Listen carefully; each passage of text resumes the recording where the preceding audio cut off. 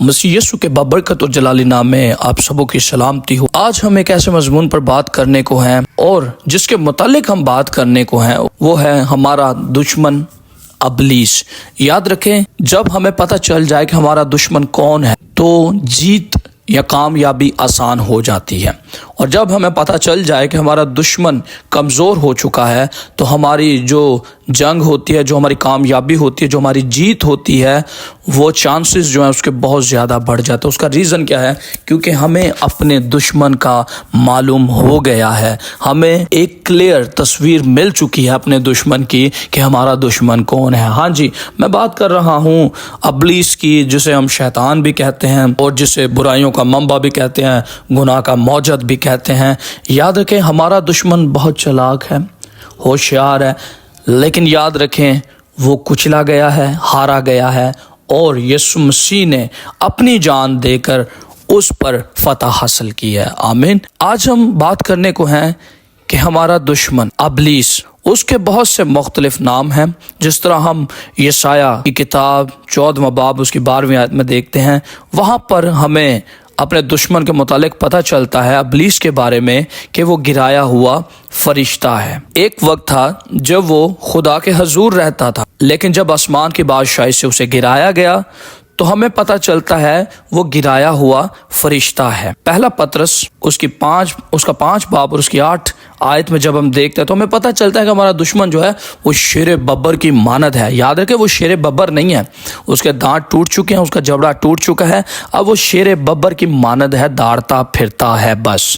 جب ہمارے دشمن کا ہمیں پتہ چل جائے کہ وہ ناقص ہے، کمزور ہے، اب وہ کچھ نہیں کر سکتا، تو یاد رکھیں ہماری جیت اور کامیابی جو ہے وہ اٹل ہے۔ دوسرا کرنتھیوں 4 باب کی 4 آیت میں ہمیں پتہ چلتا ہے کہ وہ اس جہاں کا بھی خدا ہے۔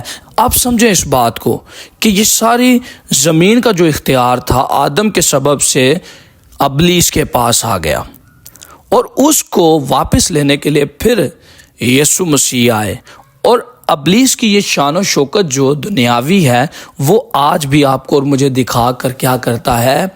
بہکاتا ہے۔ اس کے پاس کوئی اختیار نہیں ہے۔ یاد رکھیں، اس جہاں کا خدا، اس کو ایک نام دیا گیا ہے کیونکہ اس کے کردار پر یہ سوٹ کرتا ہے۔ پہلا ابلیس جو ہمارا دشمن ہے وہ گرایا ہوا فرشتہ ہے، دوسرا وہ دھاڑتا ہوا شیر ببر کی مانند ہے، تیسرا جو ہے وہ کیا ہے؟ اس جہاں کا خدا ہے۔ اگر مکاشفہ اور 12واں باب اس کی 7 آیت میں دیکھیں گے تو وہ پرانا سانپ، شیطان یا اژدہا بھی ہے۔ اگر اسی کے ساتھ آپ دیکھیں دوسرا پطرس اس کا پہلا باب اور اس کی 19ویں آیت، وہ صبح کا ستارہ بھی ہے۔ اس کے بعد حزقیل 28 باب کی 12 آیت میں جب آپ پڑھتے ہیں، خاتم الکمال، دانش سے معمور اور حسن میں کامل بھی ہے، لیکن اب جو اس کی حالت ہے وہ بالکل خستہ ہے کیونکہ صلیب کے سبب سے اس کا برملا تماشا بنایا گیا ہے۔ دوسرا کرنتھیوں 11واں باب اس کی 14ویں آیت، ابلیس جو ہے وہ نورانی فرشتے کا ہم شکل بنا لیتا ہے اپنے آپ کو، نورانی فرشتے کی شکل میں بھی وہ آ جاتا ہے۔ یاد رکھیں یسایہ 13 میں جب دیکھتے 11 میں، مغرور اور گمنڈی بھی ہے وہ۔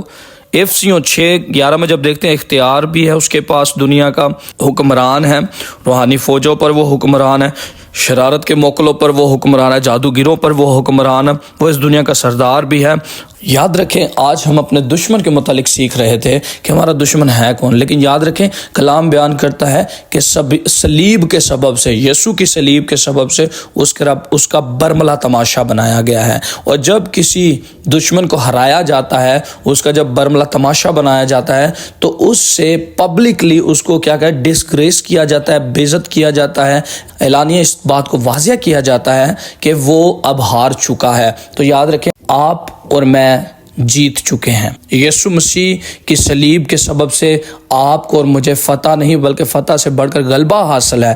یاد رکھیں آج ابلیس بہت ساری چالاکیاں مکاریاں کر کے گھروں کو، نوجوانوں کو، بیٹے بیٹیوں کو، خاندانوں کو، چرچز کو تباہ کرنے کی کوشش کرتا ہے، لیکن کلام مقدس جو ہے ابلیس کی ایک کلیئر پکچر جو ہے واضح کرتا ہے، اس کے اختیار کو بتاتا ہے، اس کی ہار کو بتاتا ہے، اور اس کے بارے میں بتاتا ہے کس طرح خداوند یسوع مسیح نے اسے کچلا ہے۔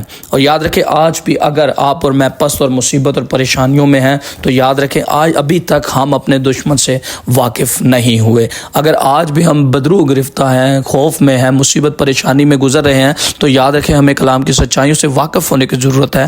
ایمان کے سبب سے ہم اپنی جنگ ابھی بھی لڑتے ہیں اور لڑتے رہیں گے.